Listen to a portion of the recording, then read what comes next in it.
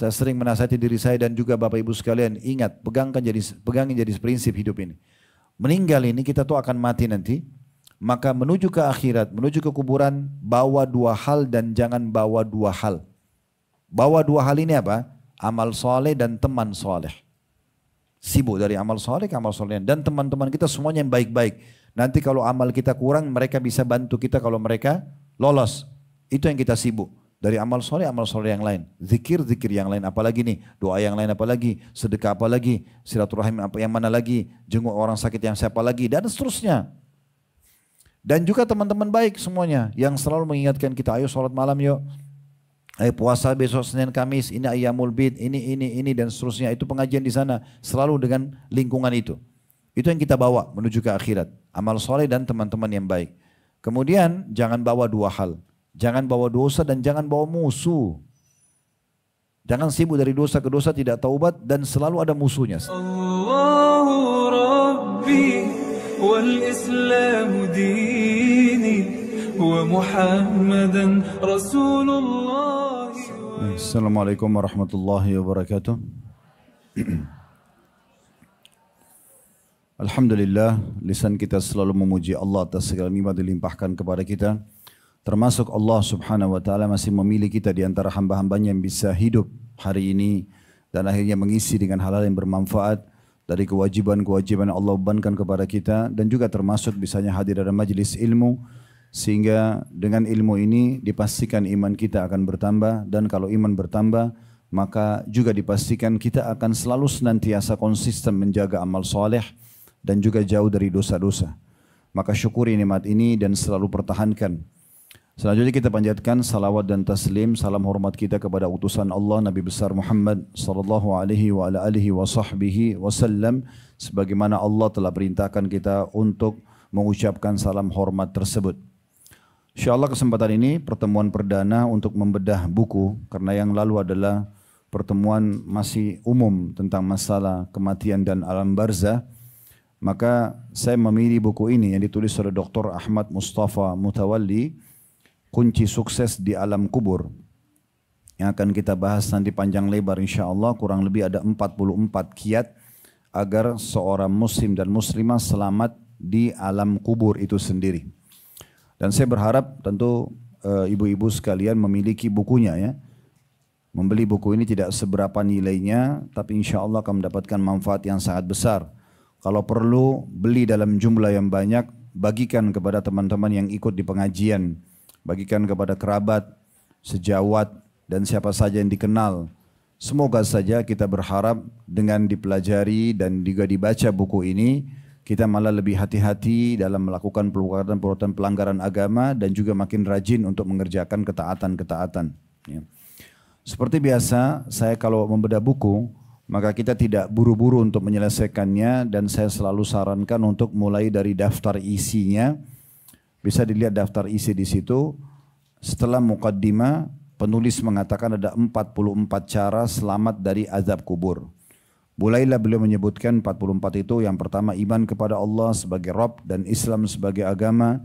Yang kedua iman kepada Muhammad SAW sebagai Nabi dan Rasul. Yang ketiga takwa kepada Allah. Yang keempat istiqamah. Yang kelima sibuk dengan amal-amal saleh. Yang kelima berzikir mengingat Allah, yang kelima amal-amal saleh, yang keenam berzikir mengingat Allah, yang ketujuh berdoa kepada Allah seraya memohon perlindungan dari azab kubur, yang kedelapan salat, yang kesembilan puasa, yang kesepuluh zakat, yang kesebelas menebarkan kebaikan, yang kedua-belas menjaga wudhu sebelum salat, yang ke-13 membaca Al-Quran, yang 14 sedekah, yang ke-15 menjaga bacaan surah Al-Mulk dan mengamalkan kandungannya, yang ke-16 taubat dari dosa-dosa, yang ke-17 siapa yang ucapkan terakhir la ilaha illallah dia akan masuk surga, yang ke-18 ribat di jalan Allah atau ikut berperang dan berjaga-jaga di perbatasan kaum muslimin, yang ke-19 mati syahid di jalan Allah, yang ke-20 mati di hari Jumat atau malamnya, yang ke-21 menolong orang yang dizalimi dan menjauhi kezaliman, yang ke-22 doa untuk mayit dan istighfar, yang ke-23 melunasi utang, yang ke-24 berfatwa tentang agama berdasarkan ilmu dan kebenaran, yang ke-25 mati karena sakit perut, Yang ke-26 wafat karena taun atau wabah penyakitnya. Mirip kita kemarin waktu corona. Yang ke-27 siapa yang terbunuh di jalan Allah maka dia syahid. Ya, termasuk orang kalau pergi menuntut ilmu kemudian meninggal dunia itu di jalan Allah maksudnya. Kemudian yang ke-28 siapa yang gugur di jalan Allah maka dia syahid. Yang ke-29 siapa yang mati karena sakit perut maka dia syahid. Ya, saya tidak tahu ini kenapa terulang ya. Tapi nanti kita cek insya Allah karena saya belum baca sampai akhir. Tapi poin ke-25 dan 29 ini sepertinya mirip. Tapi mungkin nanti penulis menginginkan sesuatu yang lain nanti kita bahas di waktunya. Yang ke-30 mati karena tenggelam.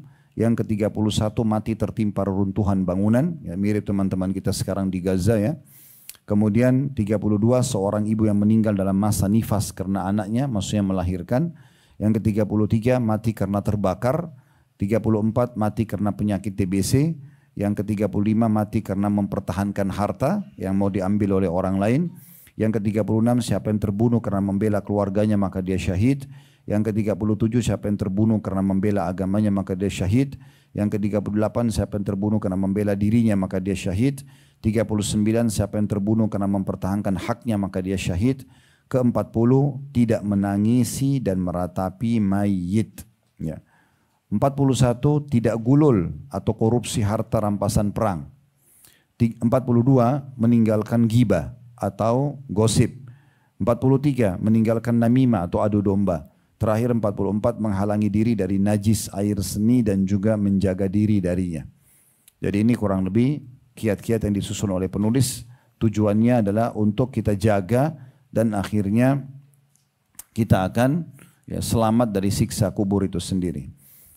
Seperti biasa juga kalau dalam bedah buku, yang kalau sudah ikut semua kajian kami lebih dari 35 kajian kitab insya Allah ada di YouTube di beberapa tempat di Jakarta ini, itu metodenya sama. Kita biasanya kalau awal membaca buku kita mulai dari muqaddimah juga ya. Muqaddimah ini untuk memberikan kepada kita ringkasan dari apa isi buku itu. Apa yang penulis inginkan. Jadi Bapak Ibu kalau lagi nyusun tulisan karya ilmiah maka diharuskan ada muqaddimah. Pembukaan ini nanti akan mewakili apa saja yang kita ingin tuangkan sampai akhir buku nanti. Jadi perlu kita baca muqaddimahnya. Namun memuji Allah dan membaca salawat kepada Nabi SAW ini sudah kita lewatkan. Karena ini memang umum dan kita juga sudah kita buka pengajian dengan itu. Kita langsung ke halaman 3-nya. Ya, di halaman 3 dari buku ini. Beliau mengatakan amma ba'd. Amma ba'd itu setelah memuji Allah membaca salawat. Beliau mengatakan dan selanjutnya. Ketahuilah semoga Allah merahmatimu bahwa setiap manusia pasti melewati 4 tahapan kehidupan. Di halaman 3 ya, di paragraf paling atas. Amma ba'd, ketahuilah semoga Allah merahmatimu bahwa setiap manusia pasti melewati 4 tahapan kehidupan. Setiap tahapan lebih berat dibandingkan dengan tahapan sebelumnya.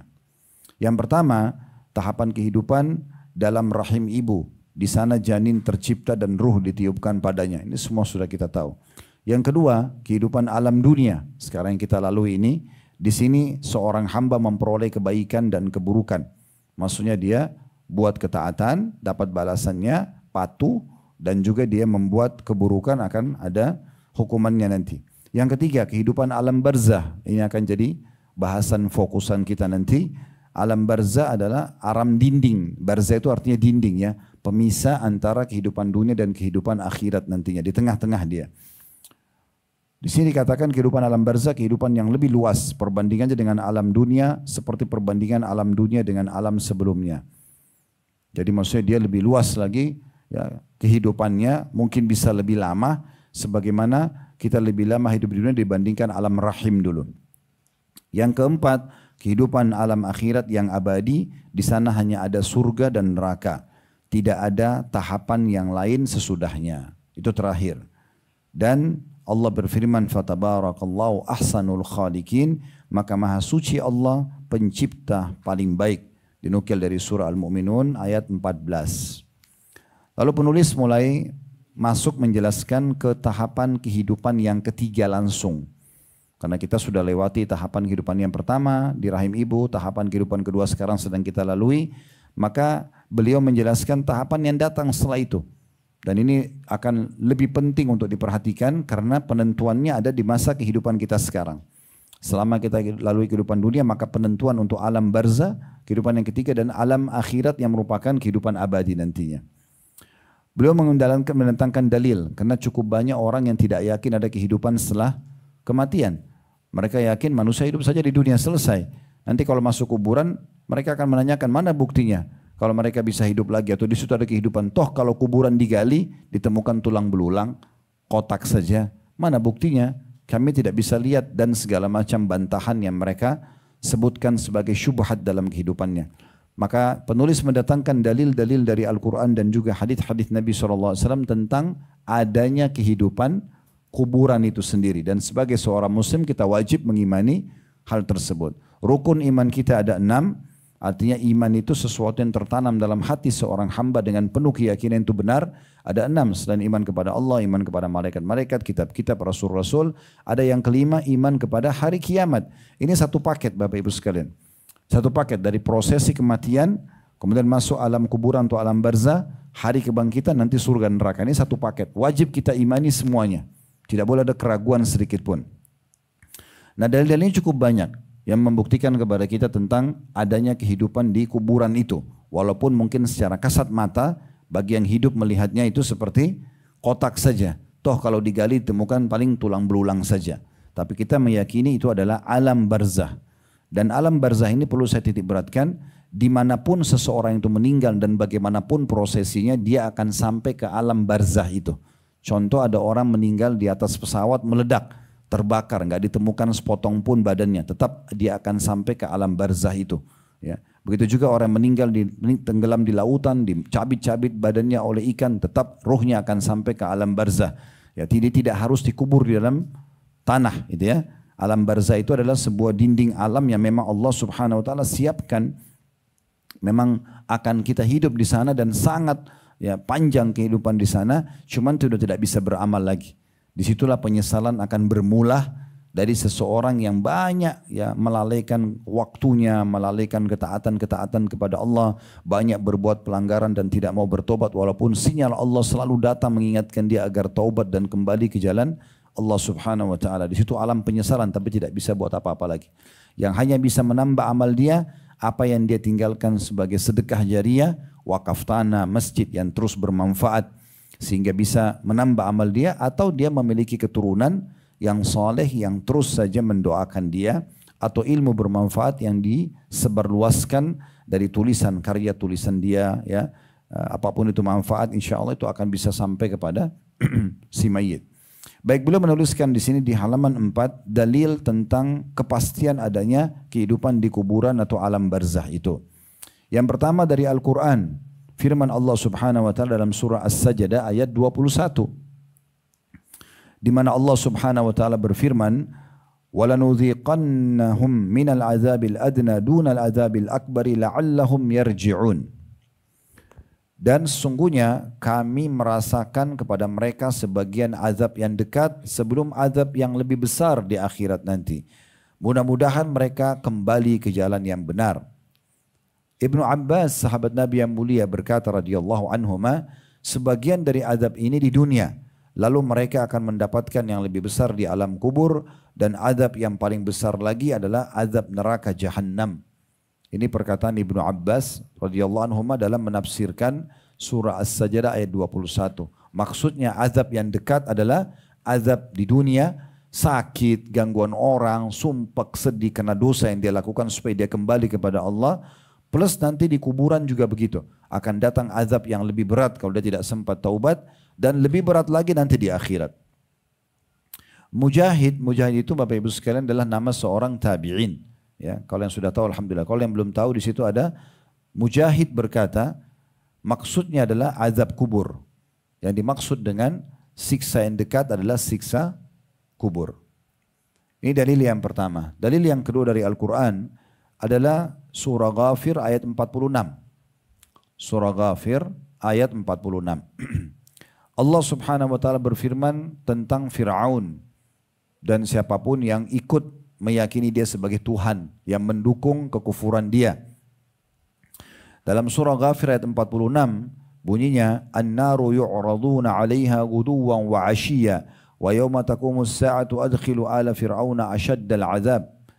Kepada mereka ditampakkan neraka pada pagi dan petang. Ditampakkan di mana? Di kuburan. Jadi orang yang sudah masuk kuburan itu diperlihatkan surga dan neraka. Orang beriman akan diperlihatkan surganya dan dia bisa nikmati tapi belum bisa masuk. Sementara orang yang kafir akan disiksa dengan siksa ya dalam kuburan, ya apa yang dia bisa, apa yang akan dia dapatkan nanti lebih berat lagi di neraka. Kepada mereka ditampakkan pada neraka pada pagi dan petang, dan pada hari terjadinya kiamat diperintahkan kepada para malaikat, masukkanlah Fir'aun dan kaumnya ke dalam azab yang sangat keras. Ibnu Katsir rahimahullah, Ibnu Katsir nama seorang ahli tafsir. Beliau mengatakan ayat ini merupakan landasan terkuat Ahlus Sunnah wal Jamaah dalam menetapkan adanya azab barzakh di dalam kubur. Di sini Allah Azza wa Jalla menetapkan azab atas Fir'aun dan bala tentaranya di siang dan malam hari. Lalu pada hari kiamat mereka berpindah ke azab yang lebih besar berupa neraka Jahannam. Nah, berarti dalil kedua dari Al-Quran menjelaskan kalau Fir'aun sekarang itu dengan pengikut-pengikutnya, bala tentaranya yang ditenggelamkan sama Allah di Laut Merah itu sedang disiksa di kuburan. Dan terus berjalan sia tersebut sampai nanti hari kebangkitan dimasukkan ke neraka, ke siksa yang lebih besar lagi. Dalil yang ketiga dari Al-Quran adalah surah Al-An'am ayat 93.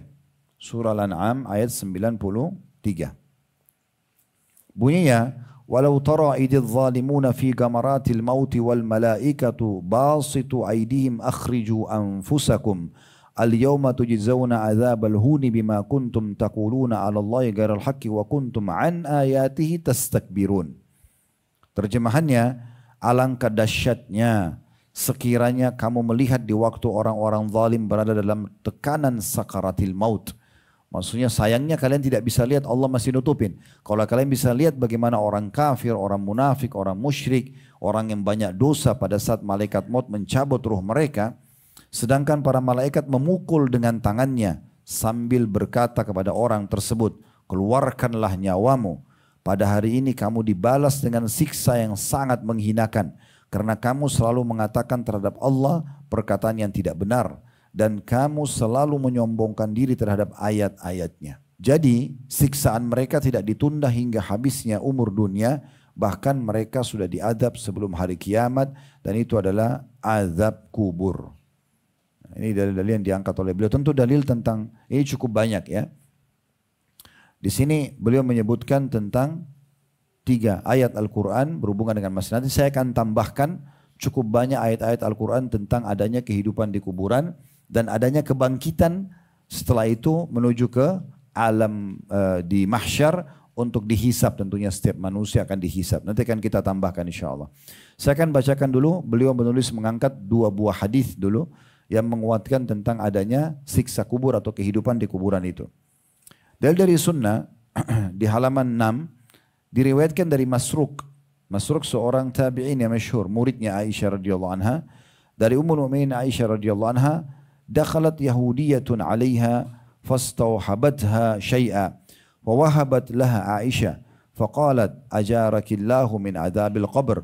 قالت عائشة فوقع في نفسي من ذلك حتى جاء رسول الله صلى الله عليه وسلم فذكرت ذلك له فقال إنهم لا يعذبون في قبورهم عذابا تسمعه البهائم.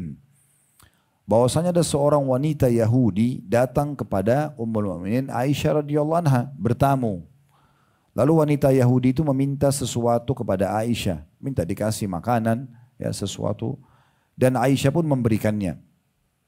Dari sini kita boleh berbagi dengan orang non-muslim. Ya. Tapi tentu dilihat apakah orang non-muslim ini memang mengganggu Islam atau tidak. Ya. Maka wanita tersebut lalu si Yahudi itu mendoakan Aisyah. Walaupun doanya kita tidak perlukan. Tapi wanita itu mengatakan, wanita Yahudi bilang, semoga Allah menjagamu dari siksa kubur atau azab kubur. Jadi orang Yahudi pun yakin ada siksa kubur. Aisyah berkata radhiyallahu anha, perkataan wanita itu mengganjal di hatiku. Manakala Rasulullah SAW pulang, aku pun menyampaikan kepada beliau. Maksudnya apakah benar nih orang Yahudi bilang ini ada siksa kubur? Gitu. Maka Nabi SAW bersabda, mereka diazab di alam kubur mereka dengan azab yang dapat didengar oleh hewan-hewan ternak. Maksudnya sekarang ini mungkin kalau kita lewat kuburan, kita sebagai manusia ditutup kuping kita sama Allah, tidak bisa dengar teriakan mereka, histeri mereka, nggak bisa kita dengar. Ya, jeritan mereka nggak bisa kita, tapi hewan-hewan bisa mendengar siksa mereka itu. Dan dalam sebuah riwayat Bukhari Muslim kata Nabi SAW, ya kalau manusia dan jin mendengarkan, jin juga tidak bisa dengar. Kalau manusia dan jin mendengarkan teriakan orang yang dipukul di kuburan itu, maka mereka akan meninggal seketika.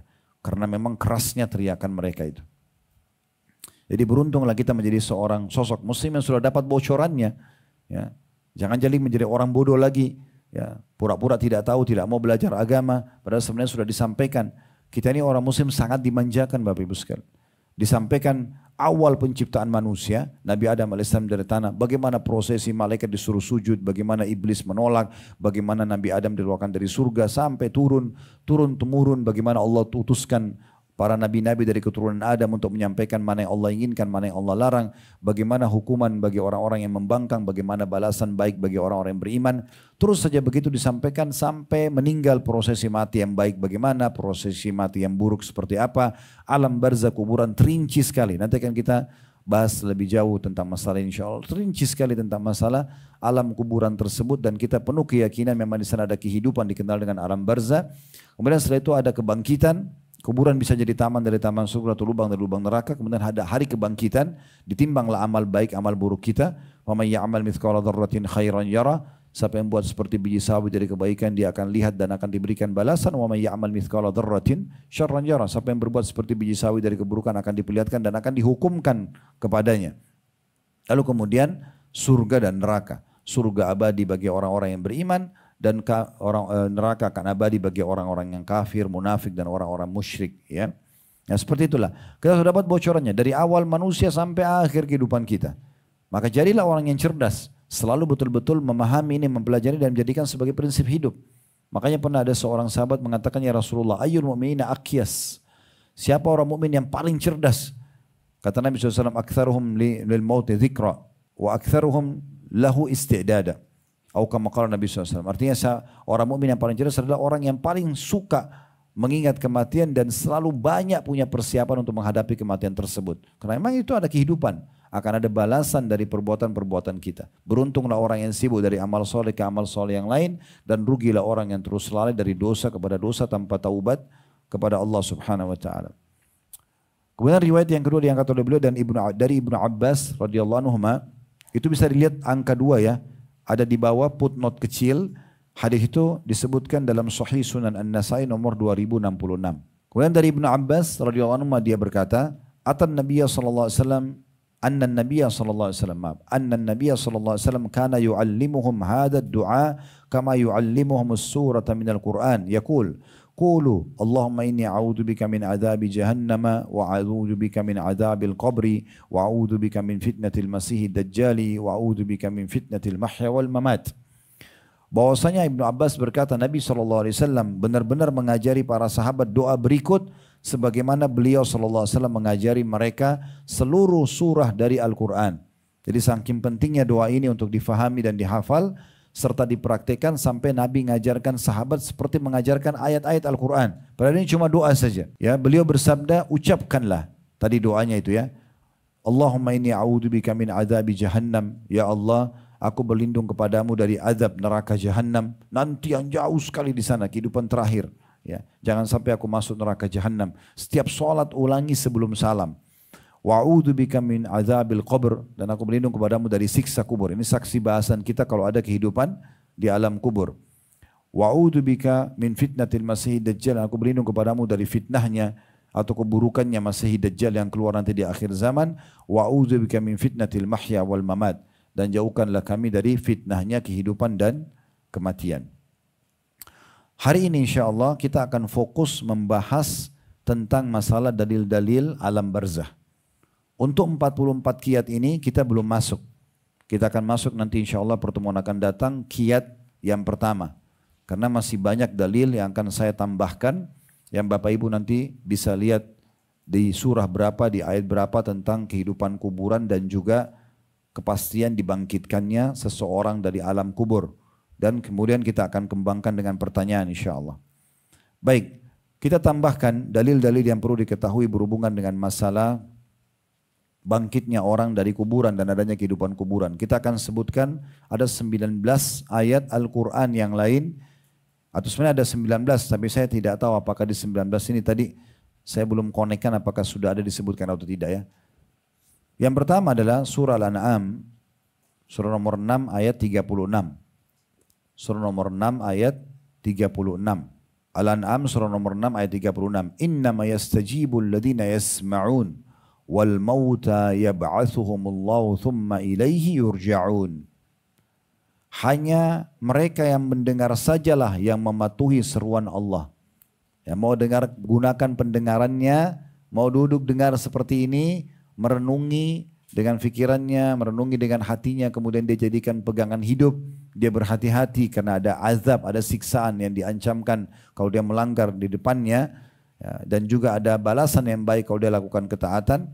Allah mengatakan hanya mereka yang mendengar sajalah yang mematuhi seruan Allah.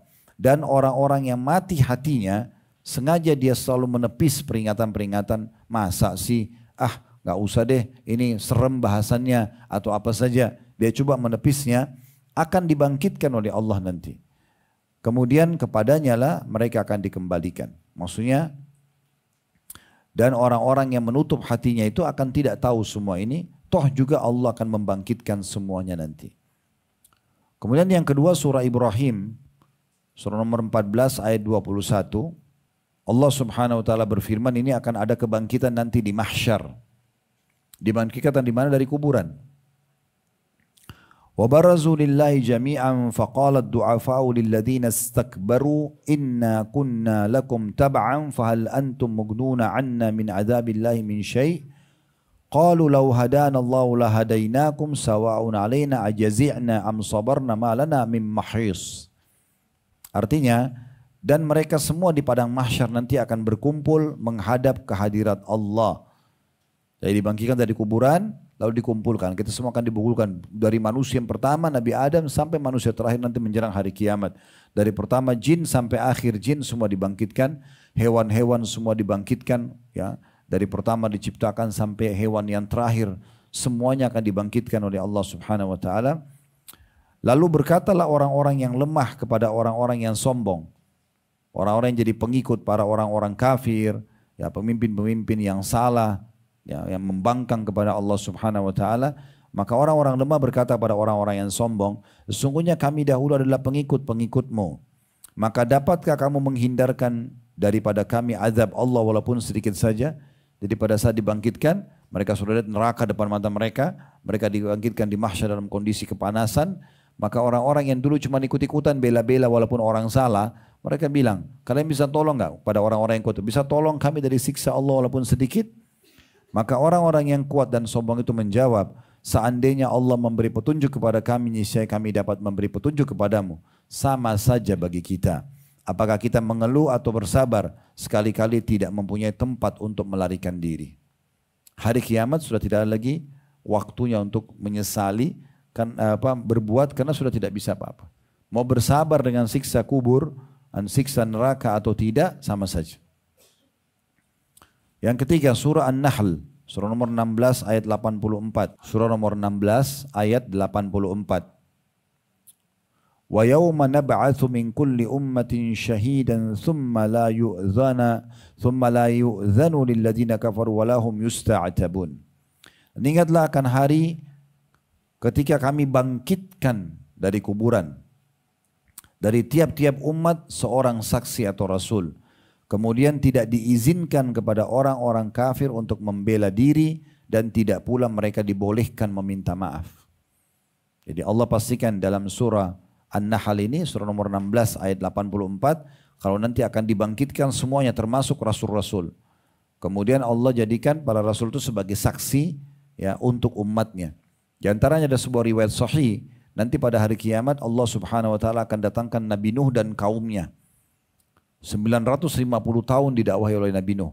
Kemudian, ya, Allah Subhanahu wa taala mengatakan pada Nuh, apa kau sudah sampaikan apa yang aku perintahkan? Nabi Nuh mengatakan iya. Sebenarnya Allah tahu dia sudah sampaikan, tapi Allah sengaja nanyakan itu supaya menegakkan argumentasi kepada kaumnya. Mereka tidak bisa lagi berdusta, mereka masuk neraka dalam kondisi memang meyakini mereka salah. Maka Nabi mau mengatakan saya sudah menjalankan itu semua. Apa yang telah engkau perintahkan dan engkau lebih mengetahui ya Allah. Maka para kaumnya didatangkan, yang kafir ini semua. Ditanyakan apakah telah datang orang ini menyampaikan agamaku kepada kalian? Mereka semua mengatakan tidak. Mereka memungkiri karena mereka lihat depan mata mereka neraka, takut dimasukkan ke neraka. Maka Allah pun mengatakan kepada Nuh, siapa yang akan menjadi saksimu?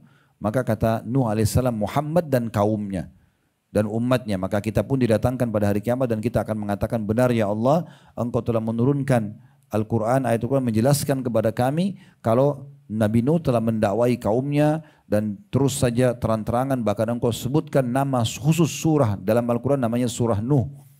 Menceritakan bagaimana prosesnya Nabi Nuh mendakwahi mereka terang-terangan, sembunyi-sembunyi, dengan pelan-pelan, dengan terang-terangan, dan akhirnya Nabi Nuh disuruh buat kapal, Nabi Nuh berdoa sampai akhirnya terjadi banjir besar. Nah setelah itu mereka tidak bisa membantah, ya, akhirnya mereka masuk ke dalam neraka. Nah seperti itu. Ini yang dimaksudkan tadi, bahwasanya ingatlah akan hari kami bangkitkan dari tiap-tiap umat seorang saksi atau rasul. Kemudian tidak diizinkan pada waktu itu orang-orang kafir untuk membela diri lagi dan tidak ada kesempatan mereka untuk minta maaf. Kalau mau minta maaf di sini, di dunia. Mau perbaiki sekarang di dunia. Makanya pernah saya susun ceramah Bapak Ibu sekalian. Saya berharap tentu saya yang pertama mengambil manfaat, baru kemudian Bapak Ibu sekalian. Tentang judul ceramahnya itu, inilah hari emasmu. Saya sedang membahas tentang hari yang kita masih hidup kayak sekarang. Hari ini sekarang kita hidup, hari Selasa ini, ya, di tanggal ini, di jam ini, inilah hari emas kita. Ini waktu emas kita. Karena Allah masih memberikan kita peluang untuk menambah amal soleh. Kalau kita punya amal soleh yang lalu, sekarang masih ada kesempatan untuk menambahnya. Dengan zikir, dengan doa, dengan istighfar, dengan sedekah, dengan sholat, dengan bakti sama orang tua, silaturahim keluarga, jenguk orang sakit, tambah. Segala kerjakan. Dan juga menjauhi atau bertobat dari dosa-dosa. Kalau kita punya masalah dosa, segala bertobat. Detik ini kesempatannya. Karena orang kalau sudah meninggal dunia, tidak bisa lagi menambah satu amal soleh dari diri dia. Kalau orang lain yang tambahkan mungkin kena istighfar anaknya, kena sedekah jariah tadi saya bilang, atau ilmu bermanfaat yang dia disebarluaskan mungkin ya. Tapi dari dia sendiri sudah nggak bisa, karena dia sudah mati. Maka kesempatan emas bertaubat. Agar dosa-dosa kita dimaafkan dan tidak dihisap oleh Allah SWT. Ini hari emas. Jangan disia-siakan. Jangan terus terlalaikan. Makanya Abdullah bin Umar radhiyallahu anhu berkata, kalau kalian tiba di pagi hari jangan tunggu sore. Jangan bilang, oh saya masih panjang umurnya, masih bisa hidup. Mungkin sebentar sebelum sore sudah meninggal. Maka sekarang segera beramal untuk tambah ya kuantitas dan kualitas daripada ibadah kita supaya di buku amal bertambah, dan segera beristighfar, bertobat kalau punya dosa-dosa di masa lalu supaya tidak dihisap oleh Allah Subhanahu wa taala. Dan kalau kalian tiba sore hari jangan tunggu pagi. Enggak ada jaminan kita bisa hidup besok pagi. Toh semua juga pasti akan meninggal, sehat atau sakit, tua atau muda, kuat atau lemah, kaya atau miskin, laki-laki perempuan, semua akan meninggal dunia. Berapa banyak anak lebih dulu meninggal dari orang tuanya?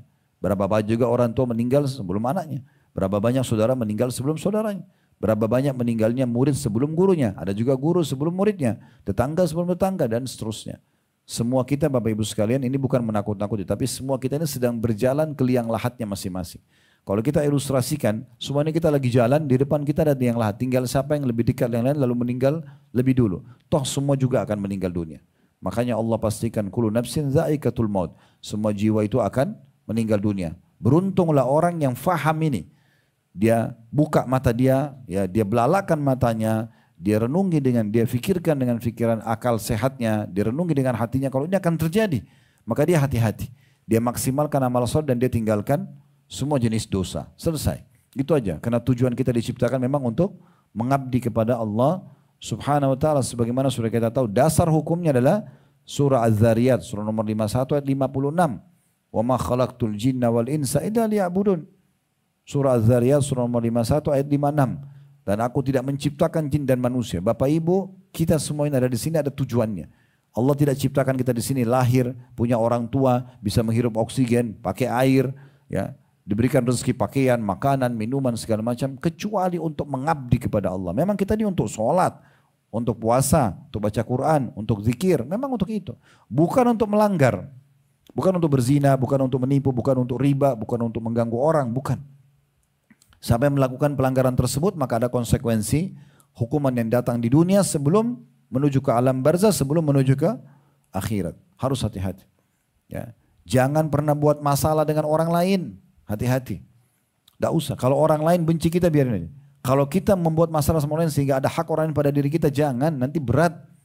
Di akhirat tidak bisa lagi negosiasi dengan rupiah. Nggak ada lagi rupiah. Sudah nggak berlaku kalau kiamat terjadi. Nggak ada dolar, nggak ada euro, nggak ada real. Nggak bisa. Sekarang di dunia ini. Kata Nabi SAW. Siapa yang punya masalah dengan saudara di dunia, selesaikan sekarang. Sebelum datang hari tidak ada manfaatnya dirham dan dinar. Maka para sahabat mengatakan, ya Rasulullah, lalu apa nanti di sana? Di akhirat. Kata Nabi SAW, amal solehmu dibagi kepadanya, orang yang menuntut, atau dosa-dosa mereka engkau yang pikul. Gak ada lagi yang lain. Kan rugi banget. Kita yang sholat 50 tahun, 40 tahun, orang lain yang nikmati nanti di akhirat. Hanya kenapa? Hanya kena gosipin dia. Hanya kena fitnah dia. Hanya kena manipulasi data mengambil haknya dia. Untuk apa? Sementara kita di dunia Bapak Ibu sekalian punya kapasitas. Ya. Berapa banyak sih, berapa piring sih kita harus makan? 1 piring nasi sama lauk cukup. Kapasitasnya itu. 2 piring udah kenyang banget. Lalu ngapain mau ngambil haknya orang lain? Kan gitu kapasitas kita. Allah buat mulut kita sekecil ini. Cuma masuk 1-2 sendok. 3 sendok sudah gak bisa ngomong kita. Sulit, bisa keselak kalau menelannya. Kenapa harus mengambil hak orang lain? Bapak Ibu tidur berapa sih yang dibutuhkan tempat tidur? 1 sofa. 1 kali 2 meter mirip liang lahat kita. Orang kalau punya ranjang king size 2 kali 2 itu sudah luar biasa besarnya. Udah sangat longgar buat dia sama istri, yang mungkin sama anaknya juga bisa tidur di situ. Untuk apa ngambil tanahnya orang? Mau diapain tanah berhektar-hektar hasil curian itu? Hanya kan jadi masalah buat dia. Toh juga dia meninggal gak dibawa gitu kan? Atau sombong dengan pakaiannya, tasnya, bajunya, perhiasannya. Untuk apa kira-kira? Untuk orang mengatakan, oh iya kaya ya. Di situ apa? Pujian orang buat kita tambah gemuk, tambah sehat. Kan? Terus apa yang mau dikejar gitu? Hanya untuk lisan orang, panjang lisannya. Oh kamu cantik, oh kamu gagah, oh kamu pintar, kamu. Terus habis itu apa? Dapat apa? Apa yang mau dikejar gitu? Makanya Islam melarang kita untuk ada puji-pujian, gak usah puji-puji. Kecuali memang kita hanya memberikan hadiah support kepada anak kita misalnya atau kepada bawaan kita mungkin. Dalam ibadah gak boleh kita puji ya. Gak boleh misalnya ada teman kita bagus bacaannya kita mengatakan atau bagus sholatnya. Oh kamu khusyuk kali sholatnya, gak boleh kita puji. Supaya jangan merusak ibadah dia. Gitu kan? Pernah ada sahabat bagus sekali sholatnya sampai ada sahabat lain puji dia. Mengatakan ya Rasulullah sholatnya orang itu baik sekali. Kata Nabi SAW kalau kau perdengarkan dia kau akan binasakan dia. Karena tadinya dia ikhlas bisa jadi riya. Jadi kan? Jadi apa yang mau dikejar dari dunia ini? Gak ada yang dibawa. Untuk apa? Jangan punya masalah sama orang lain. Tapi Ustadz dia kan gosipin saya. Biarin. Ibu panen pahala. Bapak panen pahala. Ya kan? Pernah seorang salafus saleh digosipin oleh seseorang. Muridnya datang menyampaikan. Si fulan sedang gosipin anda. Dia kebetulan baru beli kurma dengan tangkainya. Kurma yang sangat ranum dan mahal. Maka dia mau makan tidak jadi makan. Dibungkus kembali sama dia lalu kemudian dia serahkan kepada muridnya. Dia mengatakan sampaikan ini hadiah kepada orang yang gosipin saya. Dan sampaikan kepada dia. Terima kasih telah berbagi pahalanya buat saya. Sebagai balasannya ini kurma saya kasih. Jadi nggak usah. Karena kalau orang gosipin kita. Kita balas dengan gosip. Dia dosa kita. Dosa. Dia dihukum kita. Kenapa balas keburukan dengan keburukan? Gak usah. Nikmatin aja. Berarti ada 1 poin tambahan. Allah mau kasih tambahan pahala dari perbuatan buruk mereka. Yang penting kita jangan bermasalah dengan orang lain. Orang lain membenci kita biarin aja. Itu urusan dia. Selanjutnya surah Isra. Surah nomor 17 ayat 52. Surah nomor 17 ayat 52. Yauma yad'ukum fatastajibuna bihamdi wa tadhunnuna illa bithtum illa qalila. Surah nomor 17 ayat 52. Surah Isra. Yaitu pada hari dia-nya besar kata ganti Allah, dia memanggil kamu semua. Lalu kamu mematuhinya sambil memujinya. Dan kamu mengira bahwasanya kamu tidak berdiam di dalam kubur kecuali sebentar saja. Nanti hari kiamat Allah cuma tiupkan sangkakala saja. Kan tiupan 2 kali. Tiupan yang pertama, hancurnya semua yang ada di alam semesta ini. Setelah hancur semuanya, dalam sebuah riwayat Bukhari, Allah Azza wa Jalla akan berfirman, mana raja-raja dunia? Ya, akulah raja yang sebenarnya. Pada itu semua sudah binasa, nggak ada lagi. Kemudian setelah itu ditiup sangkakala yang kedua, dibangkitkan semua dari kuburan ini, siapapun yang sudah meninggal dan wafat. Semuanya dibangkitkan ya. Kata Nabi SAW, bahkan Allah akan membangkitkan domba dan Allah akan menghakimi dua domba yang saling tanduk satu sama yang lain. Semua akan dihakimi pada hari itu. Maka hati-hati Bapak Ibu sekalian, usahakan kita dibangkitkan tidak ada musuh. Jangan musuh. Saya sering menasihati diri saya dan juga Bapak Ibu sekalian, ingat, pegangin jadi prinsip hidup ini. Meninggal ini kita tuh akan mati nanti, maka menuju ke akhirat, menuju ke kuburan, bawa dua hal dan jangan bawa dua hal. Bawa dua hal ini apa? Amal soleh dan teman soleh. Sibuk dari amal soleh ke amal soleh. Dan teman-teman kita semuanya yang baik-baik. Nanti kalau amal kita kurang, mereka bisa bantu kita kalau mereka lolos. Itu yang kita sibuk. Dari amal soleh yang lain. Zikir yang lain, apalagi nih. Doa yang lain apalagi. Sedekah apalagi. Silaturahim apa yang mana lagi. Jenguk orang sakit yang siapa lagi. Dan seterusnya. Dan juga teman-teman baik semuanya. Yang selalu mengingatkan kita, ayo sholat malam yuk. Ayo puasa besok Senin Kamis. Ini Ayyamul Bid. Ini dan seterusnya. Itu pengajian di sana. Selalu dengan lingkungan itu. Itu yang kita bawa menuju ke akhirat. Amal soleh dan teman-teman yang baik. Kemudian jangan bawa dua hal. Jangan bawa dosa dan jangan bawa musuh. Jangan sibuk dari dosa ke dosa tidak taubat dan selalu ada musuhnya. Setiap hari pertama buka WA atau kirim ke grup share, sudah tahu belum? Sudah tahu apa? Sudah tahu si fulan cerai sama suaminya, sudah tahu pembantunya dia lari dari rumah kah, sudah tahu anaknya nakal kah, sibuk dengan aibnya orang. Ini menyiapkan musuh namanya. Ini menyiapkan musuh. Kalau hari ini satu, kalau dia lakukan selama 10 tahun berapa banyak musuhnya nanti? Habis semua amal soleh dia percuma. Itu yang Nabi SAW sebutkan tentang orang yang bangkrut pada hari kiamat. Udah nggak usah buka pintu itu lagi, cukup Bapak Ibu sekalian. Dan saya sering sampaikan juga di pengajian-pengajian kami, kalau kita belajar seperti ini sekarang, di saat inilah Allah ingin menyampaikan informasi ini kepada kita. Di saat ini ke depan kita perbaiki. Kita tidak bicara masa lalu. Lalu kalau ada salah sudah selesai. Sekarang tutup, udah cukup. Allah sampaikan ke telinga Bapak Ibu siang ini, berarti siang ini mulai ke depan perbaiki semua. Gak ada lagi gosip, gak ada lagi fitnah, gak ada lagi buka pintu-pintu dosa, cukup tutup, selesai.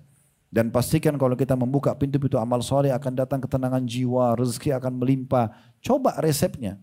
Gak usah lagi buka pintu-pintu dosa, apalagi berhubungan dengan manusia. Ya, ini bahaya sekali. Menikmati haknya orang lain atau merusak citra orang lain ini bahaya sekali. Ya. Kata Nabi SAW, nanti pada hari kiamat buku-buku amal pada saat diserahkan, maka Allah akan menghakimi semua kecuali satu buku. Allah tidak akan ikut campur sampai pemiliknya memaafkan, yaitu yang berhubungan dengan sesama manusia. Kita pernah pukul orang, kita pernah gosipin orang, pernah sakitin hati dia, pernah mengambil haknya. Ini Allah tidak akan ikut campur sampai pemilik haknya memaafkan. Dan kira-kira di akhirat, pada saat orang sudah lihat neraka depan matanya, dia masih mau memaafkan? Udah nggak mau, dia paling oke, kasih pahalanya. Ya Allah sholatnya, ya Allah puasanya, ya Allah zakatnya, diambil semua. Kita yang kerja setengah mati, mereka yang nikmati. Yang lebih parah daripada itu, di hari kiamat nanti kalau banyak musuhnya, ya dia udah dibagi-bagiin pahalanya nih. Nggak cukup di situ, ternyata masih ada yang tuntut lagi. Mungkin tetangganya, mungkin pembantunya, mungkin temannya, mungkin saudaranya, mungkin orang tuanya bahkan. Ya, mungkin anaknya, mungkin pasangan hidupnya. Maka nanti kalau tidak cukup pahalanya dibagi untuk menebus itu, maka akan diambil dosanya mereka ditimpahkan kepada dia. Mereka yang berzina kita yang dihukum, mereka yang riba kita yang dihukum. Kan berat sekali. Oleh karena itu menuju ke akhirat teman-teman, jangan bawa dosa. Sekarang segera taubat, jangan bawa musuh.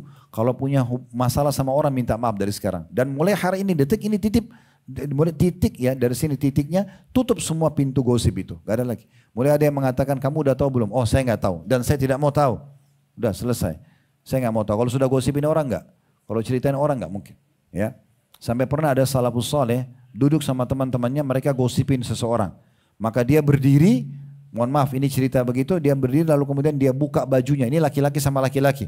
Dia buka sedikit bajunya lalu dia cabut bulu ketiaknya dan dia taruh di atas meja. Maka orang-orang teman-temannya semua pada tersinggung. Apa yang kau lakukan? Ini betul-betul aib, memalukan dan memilukan. Masa kalau kita lagi ngobrol, dicabut bulu ketiak, ditaruh di atas meja. Lalu dia memang ingin menasihatin teman-temannya, tapi dia ingin sesuatu yang memukul mereka. Karena setiap ketemu pasti gosipin orang. Maka dia mengatakan, apakah kalian menganggap mencabut bulu ketiak ini aib? Maka mereka bilang, tentu saja. Maka kata dia, subhanallah, maha suci Allah yang membuat kalian begitu bodoh, gitu kan? Kalian menganggap mencabut bulu ketiak yang merupakan sunnah Rasulullah sebagai satu aib, tapi kalian menggunjing dan menggosipi orang yang merupakan dosa besar, kalian tidak anggap aib. Artinya seakan-akan dia mau bilang, kalian anggap ini memalukan. Ini sunnah Nabi. Walaupun sebenarnya harus dikerjakan di tempat lain, tapi dia ingin tunjukkan pada mereka, ini lebih mulia daripada yang kalian sedang gosipin. Kalian sedang bermaksiat kepada Allah dan Rasulnya. Gosipin orang itu bukan hal yang ringan ya. Mudah diucapin tapi dosanya terlalu berat. Itu seperti memakan ya bangkai saudara kita sendiri. Sebagaimana Allah jelaskan dalam surah Az-Zariyat. Jadi berhenti udah itu. Gosip-gosip ini berhenti udah. Ya. Kalau ada sudah orang duduk mulai cerita tentang aib-aib pasangannya, aib anaknya, pembantunya, udah jangan dengerin. Maaf, saya nggak mau ikut-ikutan. Ya. Jangan sampai kita menjadi pahlawan kesiangan di situ. Ya. Tiba-tiba oke, aku ceritain aja apa masalah kamu. Kemudian dia dengar tentang masalah suami orang, lalu dia ikut-ikutan salahin suami orang. Mungkin yang sedang ceramah kita dia yang salah. Tapi kita hanya punya masalah dengan suami orang, kita tidak kenal malah. Akan bertemu hari kiamat, dia akan tuntut nanti. Ini dulu ikut-ikutin nih, bela-bela istri saya padahal istri saya salah misal. Kan jadi masalah. Untuk apa? Ya. Baik, tadi surah Isra, surah 17 ayat 52. Dan pada hari dia memanggil kamu, Allah tiupkan sangkakala kedua, kemudian dibangkitkan semua. Dan kamu mematuhinya sambil memujinya, dan kamu mengira bahwasanya kamu berdiam di alam kubur itu sebentar saja. Kemudian surah Asy-Syu'ara, surah nomor 26 ayat 87. Surah nomor 26 ayat 87 bunyinya, wala tukhzini yauma yub'atsun.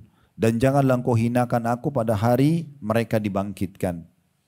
Ini doa seorang nabi berharap agar jangan Allah subhanahu wa ta'ala menghinakan beliau pada saat dibangkitkan pada hari kiamat. Tapi saksi bahasan kita ada yauma yub'atsun, hari dibangkitkan dari kuburan itu sendiri. Kemudian surah Ghafir, surah nomor 40 ayat 43. Surah nomor 40 ayat 43. Di mana Allah Subhanahu wa taala berfirman, "La jarama annama tad'unani ilaihi laisa lahu da'watun fid dunya wala fil akhirah wa anna maraddana ila Allah wa annal musrifina hum ashabun nar." Sudah pasti bahwa apa yang kamu seru supaya aku beriman kepadanya tidak dapat memperkenankan seruan apapun baik di dunia maupun di akhirat. Dan sungguhnya kita kembali kepada Allah, dan sungguhnya orang-orang yang melampaui batas mereka itulah penghuni neraka. Jadi kalau ada misalnya Bapak Ibu lagi mau buat ibadah ketaatan, sholat kah, ibadah sedekah kah, majelis ilmu kah, kemudian ada yang panggil-panggil saya daripada udahlah nggak usah, kita di sini aja, kita ini aja, kita mabuk-mabukan, apalan narkotika, berzina, buat dosa misalnya. Maka kita harusnya menjawab seperti ini. Ya, sebenarnya kalian serukan aku itu tidak ada sesuatu manfaatnya di dunia dan juga manfaatnya di akhirat. Mau berzina, ada pernikahan kok, kenapa harus zina? Mau makan yang haram, toh bisa makan yang halal, gitu kan? Jadi banyak gantinya, bukan tidak ada solusinya, kecuali kalau Bapak Ibu sekalian kita ini menjadi orang beriman dan kita tidak boleh makan daging, tidak boleh makan apa-apa, mati kelaparan. Mungkin orang melanggar, tapi Allah pada saat haramkan babi, Allah ganti sapi, kambing, ayam, kelinci, semua hewan air. Allah haramkan zina, padahal kita butuh lawan jenis, kita butuh interaksi. Allah buka pintu nikah. Silakan berinteraksi biologi, silakan pacaran setelah nikah, nggak masalah. Hamil punya anak 10 pun tidak apa-apa. Tapi yang halal, gitu kan? Itu juga dengan minuman khamr, minuman keras tidak boleh. Oke, diganti dengan susu, air putih, madu, banyak gantinya. Jadi orang-orang beriman itu bukan dilarang satu sisi ada yang haram lalu kemudian semuanya jadi haram. Enggak, yang haram itu kecil, sedikit sekali. Yang halal banyak. Lalu kenapa tidak nikmat yang halal saja? Yang dilarang itu kenapa harus dilanggar? Sementara itu sedikit sekali dia. Hanya sebagai ujian saja.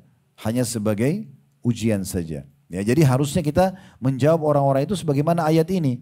Yang kalian seru ini tidak ada manfaatnya buat saya. Dunia akhirat tidak ada manfaatnya. Kenapa saya harus melanggar gitu ya. Ditolak ajakan-ajakan mereka. Dan sungguhnya pasti kita akan dikembalikan kepada Allah nanti. Dan orang-orang yang melampaui batas mereka adalah penghuni neraka. Orang-orang yang terus saja dalam pelanggaran-pelanggarannya, udah akan tetap dalam hukuman Allah subhanahu wa ta'ala. Kemudian surah An-Najm, surah nomor 53 ayat 47.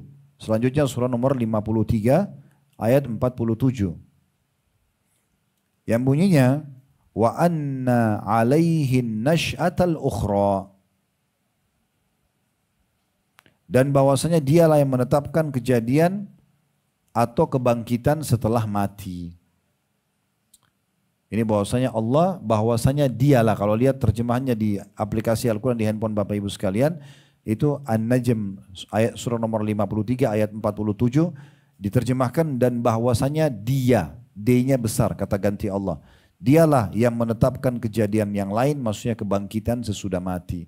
Berarti dari kuburan kita akan keluar nanti, akan dibangkitkan. Kemudian surah Al-Waqi'ah, surah nomor 56 ayat 49. Surah nomor 56, surah Al-Waqi'ah ayat 49.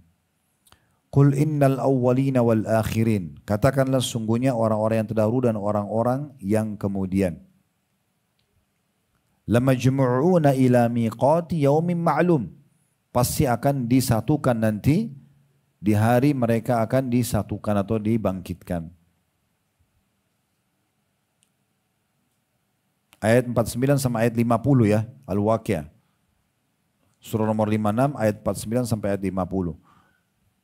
Qul innal awwalina wal akhirin, katakanlah hai Muhammad sungguhnya orang-orang yang terdahulu, yang awal-awal diciptakan, dan orang-orang yang nanti terakhir diciptakan menjelang hari kiamat, lamajmu'una ila miqati yaumin ma'lum. Benar-benar akan dikumpulkan di waktu tertentu pada hari yang dikenal. Pada hari yang dikenal. Maksudnya hari itu semua orang tahu dan sadar, oh ternyata benar ya kita dibangkitkan. Gitu ya. Ini sayang, kalau sadarnya nanti sayang gitu. Gak bisa buat apa-apa lagi. Mulai hari ini ke depan berazam, bertekad untuk berubah. Menjadi lebih baik, lebih soleh dan soleha. Lebih patuh kepada Allah. Gak usah pedulikan teguran orang. Kamu alim ya, kamu begini dan begitu. Iya gak apa-apa, alhamdulillah saya baru tahu sekarang. Kalau saya tahu dari dulu. Jangan sedikit disentil sama teman-temannya, untuk apa gini, udah langsung kendor lagi imannya, kembali lagi pada maksiatnya. Ini akan terjadi penyesalan nanti pada hari kiamat. Teman-teman yang suka ngajak kita maksiat itu, Bapak Ibu sekalian, itu kalau kita meninggal maksimal setengah jam nunggu di kuburan, habis itu pergi. Dia dengan pekerjaannya sendiri. Kita ditinggal dengan perbuatan dosa kita. Lalu untuk apa ikut dengan mereka? Jadi kita pasti akan dibangkitkan di hari yang dikenal, maksudnya hari kiamat nanti. Ya. Kemudian surah Al-Mujadilah. Ya. Surah nomor 58 ayat 18. Surah nomor 58 ayat 18. Al-Mujadilah surah nomor 58 ayat 18. Bunyinya yauma yab'atshumullahu jami'an fayahlifuna lahu kama yahlifuna lakum. Wa yahsabuna annahum ala syai'in ala syai' ala innahum humul kadzibun. Ingatlah ketika hari mereka semua dibangkitkan oleh Allah, lalu mereka bersumpah kepada Allah bahwa mereka bukan orang-orang musyrik, sebagaimana mereka bersumpah kepada Muhammad, dan mereka menyangka bahwa mereka akan memperoleh suatu manfaat dengan sumpah bohongnya itu. Ketahuilah, sungguh mereka adalah orang-orang pendusta. Ya, maksudnya nanti pada hari kiamat orang-orang ini karena inginnya selamat sampai akhirnya mereka pun berdusta pada hari kiamat nanti. Kemudian surah Al-Mulk, surah nomor 67. Tapi itu nanti dusta mereka tidak bermanfaat ya. Mereka berbohong, kami termasuk orang beriman, kami begini dan begitu, tapi tidak diterima nanti oleh Allah Subhanahu wa taala. Kemudian surah Al-Mulk, surah nomor 67 ayat 24. Surah Al-Mulk surah nomor 67 ayat 24 bunyinya, Qul huwallazi dzara'akum fil ardi wa ilaihi tuhsyarun. Katakan hai Muhammad, dialah Allah yang menjadikan kamu berkembang biak di muka bumi, dan hanya kepadanya lah, N-nya besarnya itu, kata ganti Allah, kamu kelak dikumpulkan, dibangkitkan dari kuburan itu. Diprosesinya kita di alam rahim ibu, kemudian sebenarnya kalau kita susunan para ulama juga ada beberapa alam ya. Ada alam sebelum kita sebelum bertemu sel telur sama sperma, itu ada alam sendiri, alam ruh. Ya, yang Allah sebutkan dalam surah Al-Baqarah tentang mereka akan ditanyakan oleh Allah SWT. Kita semua ruh kita ini pernah ditanya sama Allah. Alastu bi rabbikum, bukankah aku Tuhan kalian? Qalu bala. Maka kita semua mengatakan benar. Ya, sebagian riwayat menyebutkan di sebuah lembah bernama An-Nu'man. di sekitar Mekah, ya, itu ada satu lembah namanya lembah Nu'man. Waktu Nabi Adam alaihissalam diturunkan di bumi, maka Allah mengeluarkan dari tulang belakangnya seluruh keturunannya. Kita ini semua pernah dikeluarkan oleh Allah SWT dari tulang rusuknya Nabi, dari tulang punggungnya belakangnya Nabi Adam sampai manusia terakhir lahir. Dikumpulkan semua di lembah Nu'man itu, lalu Allah bertanya, alastu bi rabbikum, bukankah aku Tuhan kalian? Kita semua mengatakan qalu bala, ya. Maka mereka semua atau kita semua mengatakan benar. Dan manusia dengan ini berarti punya potensi untuk mengenal Tuhannya. Makanya Bapak Ibu dengar pengajian begini, kita kan tidak lihat Allah, ya. Tapi kita begitu dinasihatin tersentuh karena kita punya fitrah, punya alami, kita tahu Tuhan kita Allah itu. Walaupun kita belum melihatnya. Kemudian baru alam rahim ibu, kemudian baru alam dunia kita hidup di sini, penentuan baik atau buruknya amal tersebut. Kemudian alam barzah, baru alam kebangkitan di hari kiamat nanti. Kemudian selanjutnya dalam surah Al-Ma'arij, surah nomor 70, ayat 43. Jadi kalau kita lihat ini sebenarnya surahnya berurut ya, ayat surah demi surah gitu. Surah nomor 70, ayat 43. Yauma yakhrujuna minal ajdathi sira'an ka'annahum ila nusubin yufidun. Yaitu pada hari mereka keluar dari kuburan, nah, bangkit dari kuburan, keluar, ya, dengan cepat, seakan-akan mereka pergi dengan segera kepada berhala-berhala sewaktu di dunia. Semua orang nanti kuburannya akan terbuka, kemudian akan dibangkitkan nanti, dikeluarkan.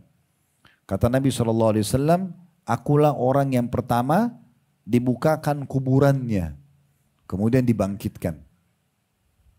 Kemudian baru menyusul para nabi-nabi dan semua manusia dibangkitkan. Kemudian Nabi SAW juga mengatakan karena akan dibangkitkan dalam kondisi telanjang pakaian, ya, kemudian tidak terkhitan dan juga tidak memiliki alas kaki.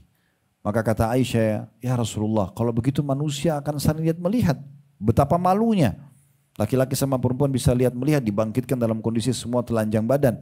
Kata Nabi SAW, wahai Aisyah, pada hari itu bukan seperti yang kau pikirkan lagi.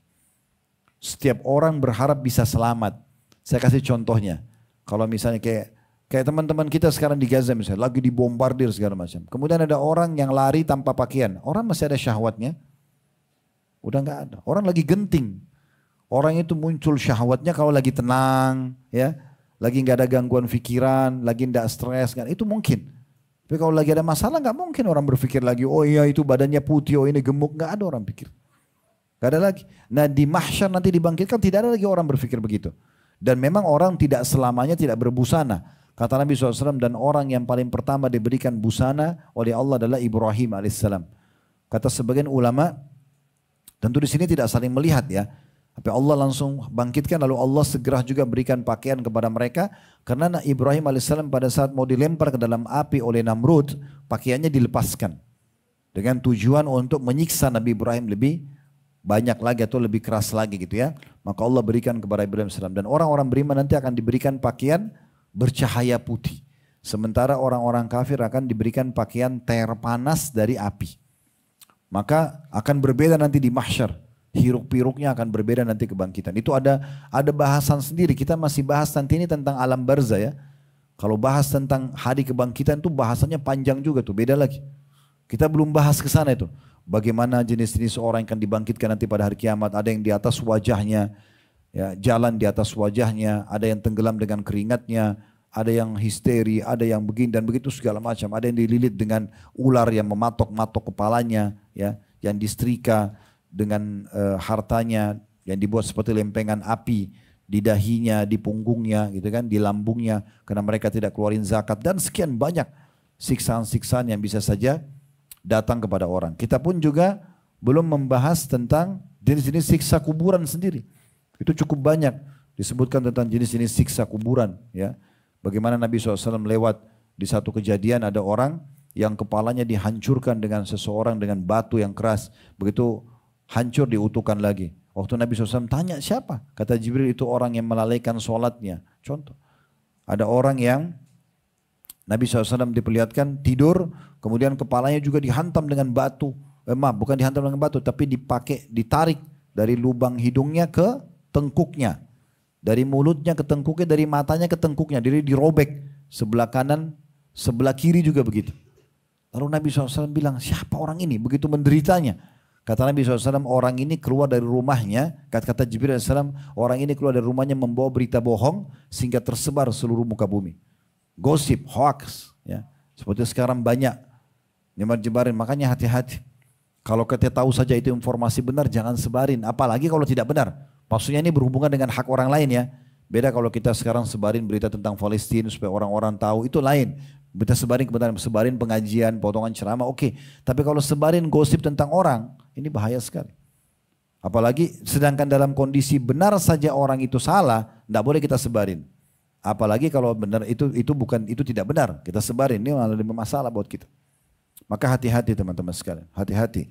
Jadi sini Allah katakan dalam surah Al-Ma'arij surah nomor 70 ayat 43, dan pada hari mereka keluar dari kubur, ini kebangkitan, berarti ada saksi bahasan tentang kuburan, dengan cepat seakan-akan mereka pergi dengan segera ke berhala-berhala mereka selama di dunia. Ya, orang yang sembah berhala, orang yang pergi ke tempat maksiatnya itu dengan segera dia pergi. Nah begitu nanti dibangkitkan pada hari kiamat, mereka segera bangkit dengan sangat cepat dan mau tidak mau mereka berdiri di mahsyar untuk dihakimi oleh Allah Subhanahu wa taala. Kemudian surah An-Nazi'at, surah nomor 79 ayat 14. Surah nomor 79 ayat 14. Allah Subhanahu wa taala berfirman, "Fa'idahum bis-sahira."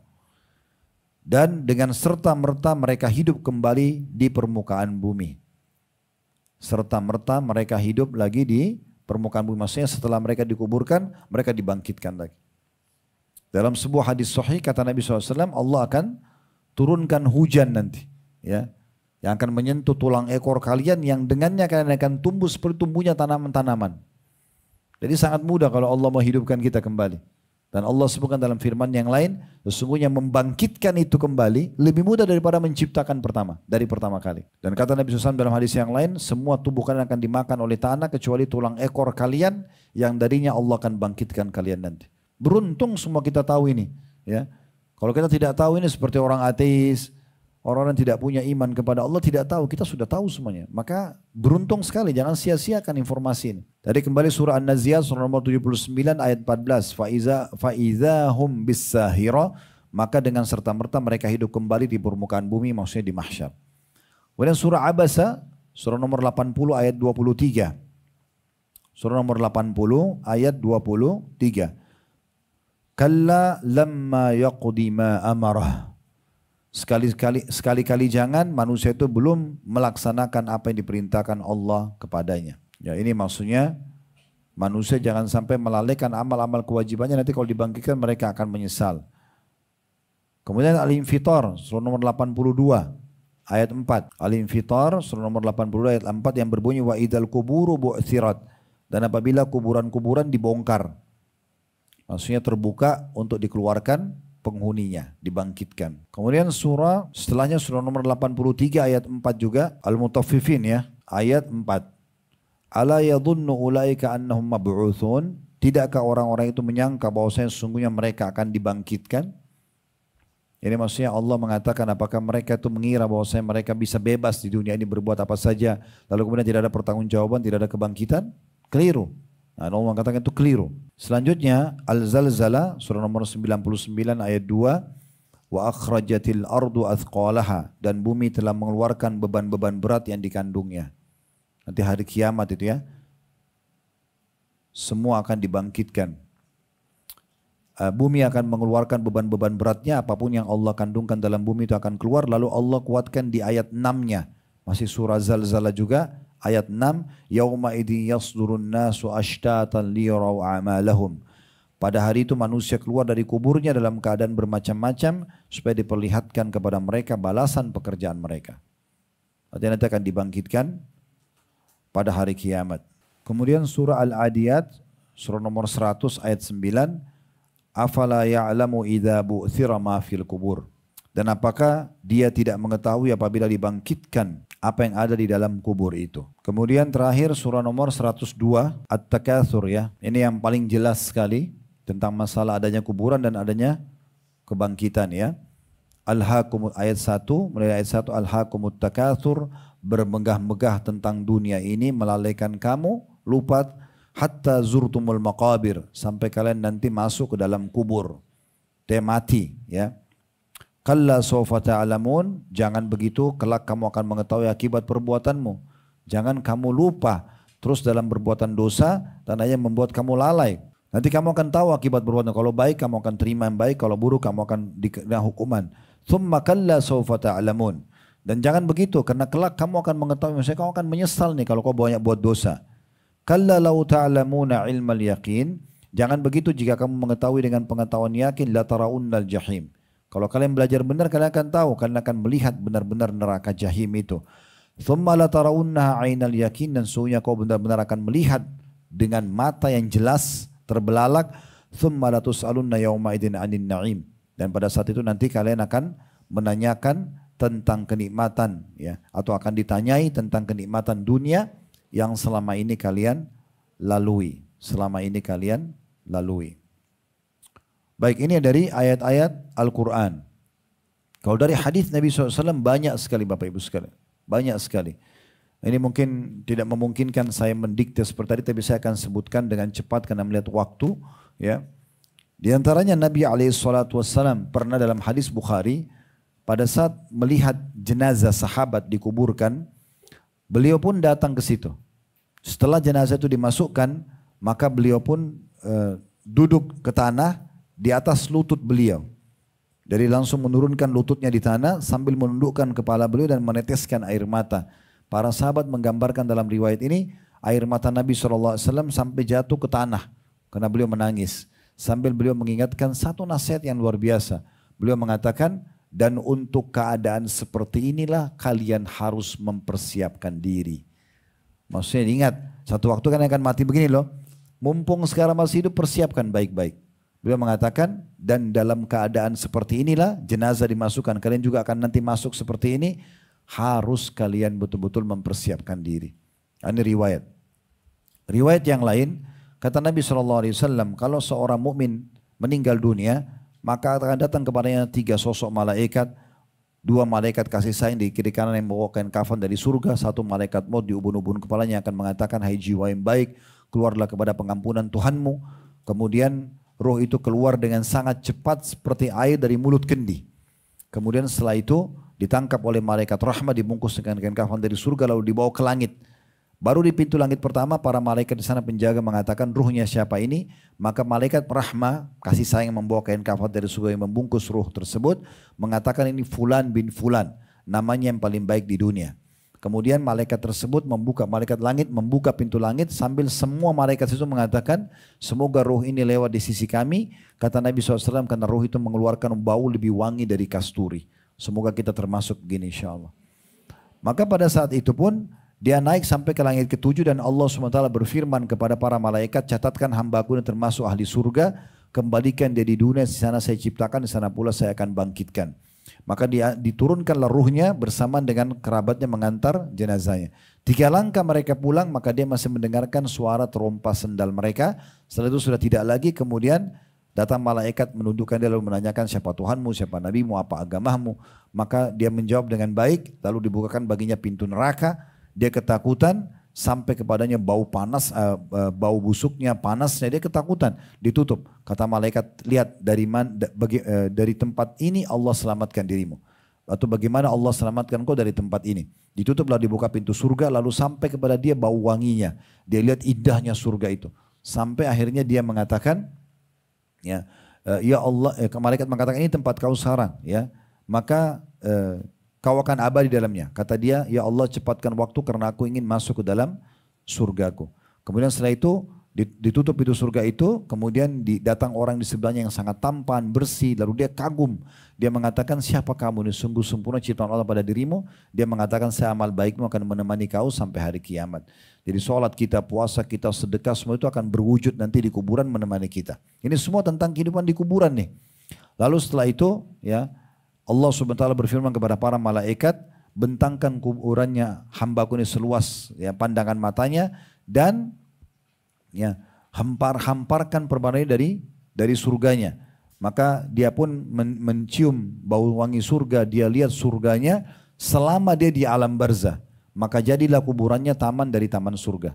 Ada sebuah hadis pernah kita pelajari di ruangan ini, Waktu itu kita bedah buku tentang surga dan neraka, seingat saya.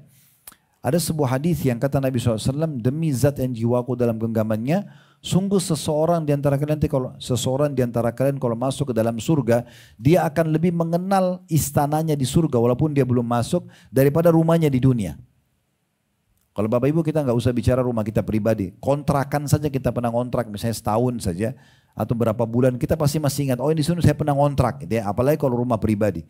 Nanti di surga kita pada saat masuk pertama kali kita sudah hafal, oh ini istana saya, oh ini tempat tidurnya, oh ini tanam-tanam, kita sudah hafal. Kenapa? Karena selama di alam barzah kita diperlihatkan itu, kita bisa nikmati tapi dari luar. Jadi kalau ada orang meninggal 1000 tahun yang lalu, berarti selama 1000 tahun dia lihat terus surganya itu. Jadi begitu keadaannya taman dari taman surga. Dan kuburan itu tidak pernah jadi patokan bagusnya bangunannya. Bisa saja dia rumput, tanah yang tidak terus tapi dalamnya taman dari taman surga. Mungkin di atasnya marmer tapi dia adalah lubang dari lubang neraka. Ya. Jadi tidak penting tentang masalah bentuknya, gitu kan. Tapi yang penting adalah bagaimana orang itu di dalam nanti. Dalam riwayat yang ketiga, Nabi SAW dalam hadis yang sahih pernah melewati, tadi riwayat itu cukup panjang, ada tentang kondisi orang kafir, tapi saya tidak bahas, kita bahas tentang orang beriman saja supaya kita menjadi seperti mereka. Pernah Nabi SAW juga dari riwayat ketiga, ini membuktikan ada siksa di kubur. Kalau tadi kan nikmat kubur. Pernah Nabi SAW lewat lalu terdengar suara yang sangat keras. Sebagian sahabat ikut mendengarnya. Kuasa Allah SWT mereka diperdengarkan pada saat itu. Lalu kata Nabi SAW, sungguh itu adalah suara orang-orang Yahudi yang sedang disiksa di kuburan mereka. Jadi dipastikan akan disiksa oleh Allah Subhanahu wa ta'ala. Kemudian juga riwayat yang keempat, Nabi SAW pernah melewati 2 kuburan. Nanti riwayat ini akan dibaca di, kalau tidak salah di poin ke-44 tentang masalah harusnya kita bersuci yang baik, cebok, jaga kebersihan, maaf. Ya, tetes kencing saja nanti akan ada penyebab siksa kubur, ya. Nggak boleh sembarangan, itu ada bahasan sendiri. Tapi Nabi SAW pernah lewat di 2 kuburan, beliau mengatakan sambil berhenti, sesungguhnya 2 penghuni kuburan ini sekarang sedang disiksa. Nabi kayak sampaikan ke sahabat live pada saat itu. Maka kata Nabi SAW, yang satu suka mengadu domba. Buat 2 orang berantem, suami istri, teman sama teman, bawaan sama atasan, ini berantem, diadu domba sama dia. Yang satu lagi tidak sempurna atau tidak cebok pada saat kencing. Maka itu menjadi penyebab siksa kubur. Tapi dalil kita, Nabi SAW menyampaikan kepada para sahabat tentang masalah tersebut. Riwayat yang keempat, riwayat sahih juga.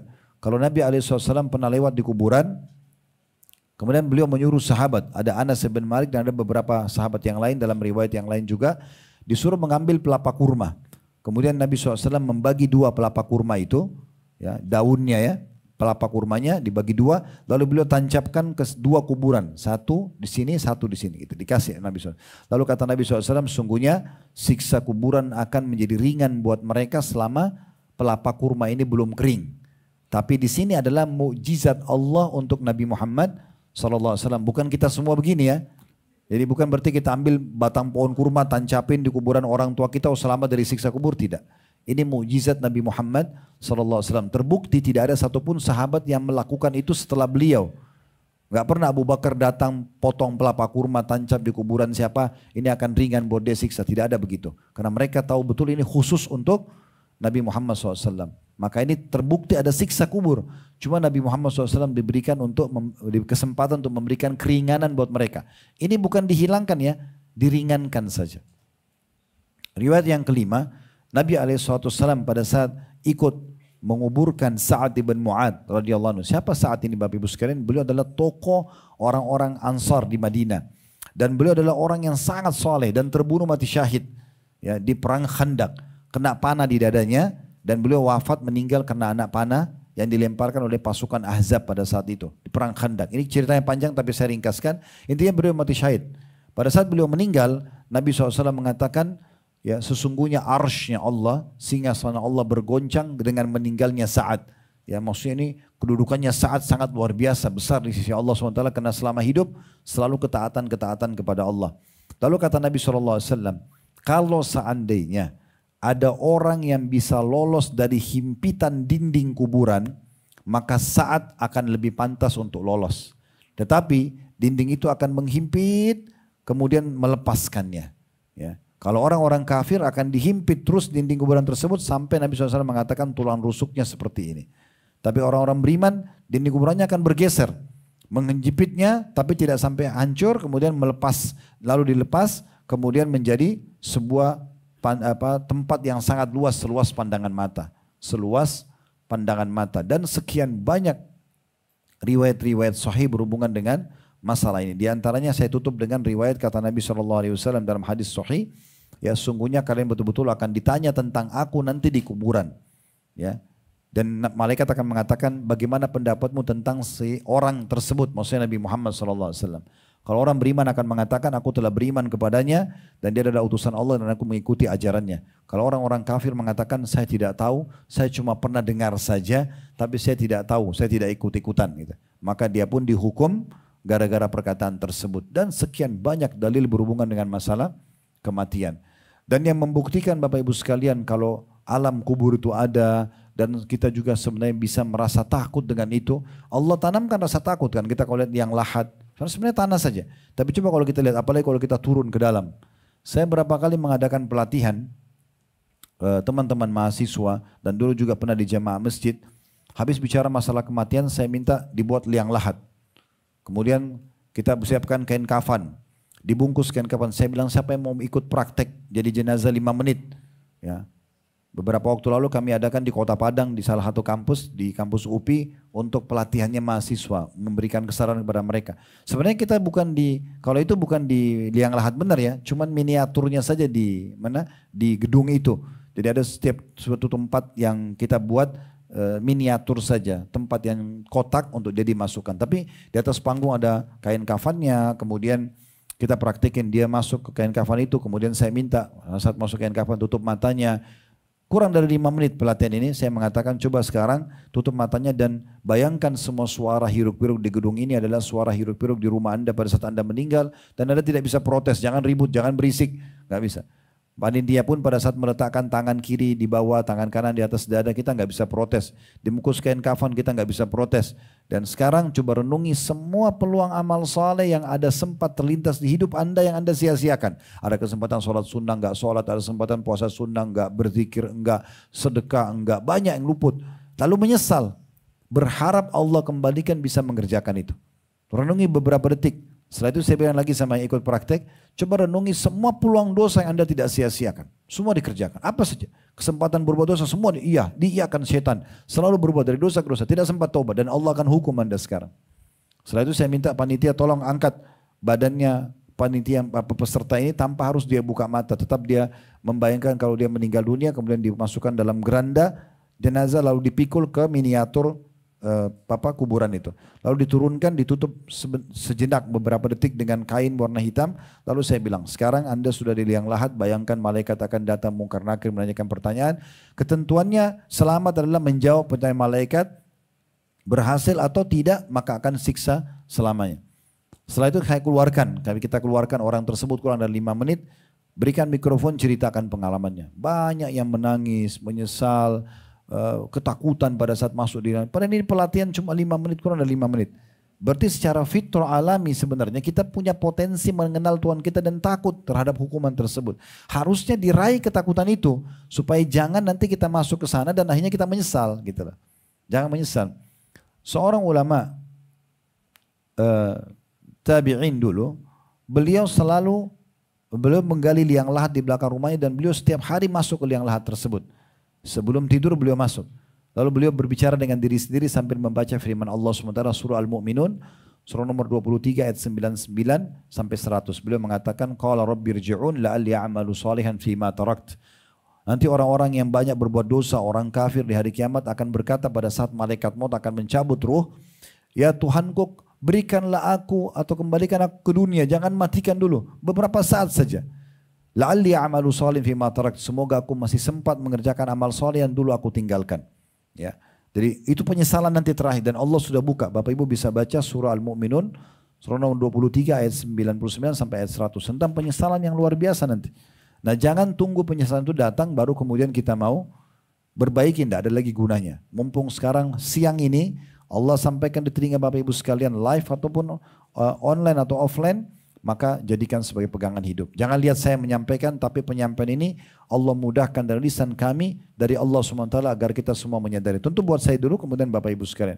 Kedepannya kita perbaiki semua. Bagaimana kita menjadi orang yang lebih baik, soleh dan soleha, berubah, dan hijrah itu menjadi orang baik. Jangan setengah-setengah, 100% sekaligus, jangan dicicil. Supaya pada saat ajal datang kita berhasil menjadi orang yang selamat.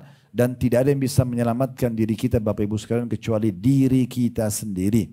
Kalau bukan Bapak Ibu yang selamatkan diri mulai hari ini, maka tidak akan pernah selamat selamanya. Ya, dan beruntunglah orang yang faham ini, kemudian mereka bubar dari sini, mereka jadikan sebagai pegangan hidup, berubah total, lebih mendekatkan diri kepada Allah SWT sampai ajal datang menjemput nanti. Allahu a'lam. Ini bahasan kita insya Allah. Kedepannya kita akan mulai masuk ke kiat yang pertama atau kunci sukses pertama di alam kubur nanti. Baik, semoga apa yang kita bahas bermanfaat buat kita dan Allah SWT berkahi majelis ini. Dan semoga Allah SWT juga menyatukan kita semua di surga Firdausnya tanpa hisab. Dan Allah selalu menjaga persatuan dan kesatuan juga kemerdekaan negara kita, keamanan, ketentraman ini.